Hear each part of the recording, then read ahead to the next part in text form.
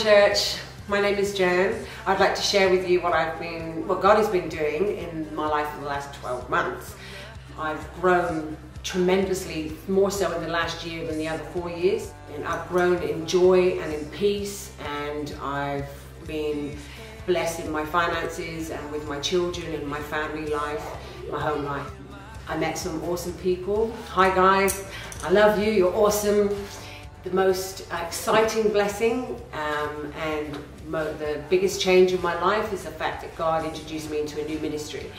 And I had the privilege of teaching a new believers class, which was very exciting. There's nothing more exciting than serving the Lord. I would say that I've faced my darkest trials and my deepest fears in the last 12 months. And it hasn't been easy. I'm not here to testify that it was easy. I'm here to testify that it was worth it, because through all of that, God was with me the entire time. There was times when I was discouraged and I felt like giving up the battle. I felt like there was no point. And every time, because God is so faithful, He just reminded me that all I had to do was put Him first. That we can often make things very complicated, but it's very simple. Make Jesus Lord of your whole life. Put Him first, put Him before anything else or anyone else that you would turn to. And I just want to encourage everyone to just put God first, because He loves you, because it's worth it, and there's no other way to live.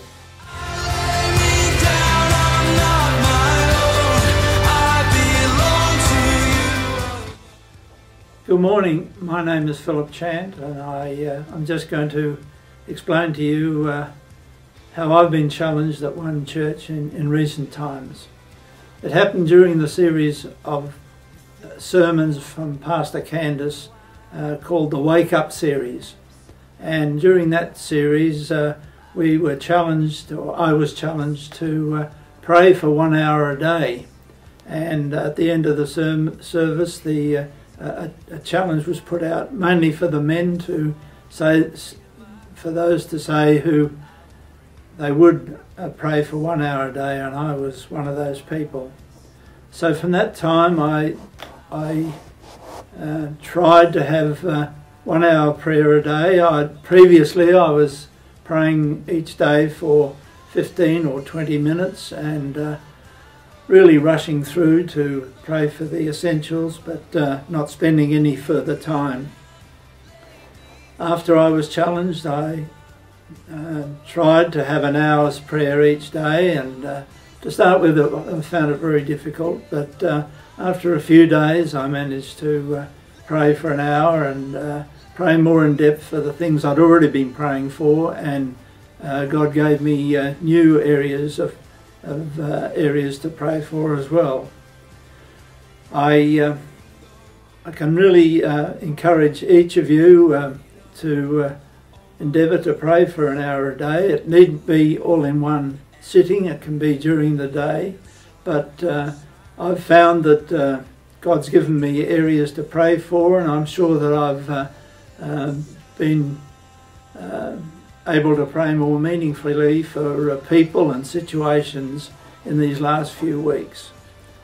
I know that all of you have very busy lives, but I can just want to encourage you to make yourself available to God to pray for an hour a day.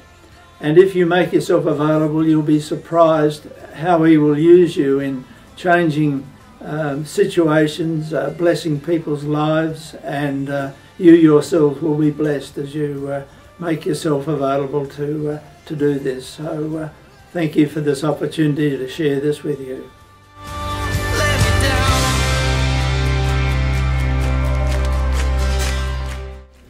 Hi, I'm Melissa. I just wanted to share some of the stuff that's been going on in the last year at One Church. For me personally, my personal growth has just developed hugely. I've been mentored for the last year. God just wants me to step out in faith and to use my gifting and just speaking prophetically into the lives of these people, how effective I can be when I'm being obedient to God and listening when He's asking me to do something, or when He's asking me to say something to someone. just how receptive they are to what God is saying through me.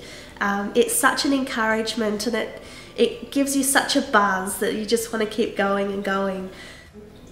I've been gently pushed into my gifting and encouraged to work in my gifting in the church.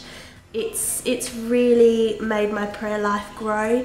I've committed to the 365 day prayer and fasting, and just the growth that I've seen and the way that God's been speaking to me has just been amazing. Also, opening our house to ladies' meeting on a Wednesday morning has just been such a blessing for me. It really has been great getting to know the ladies on a more personal basis.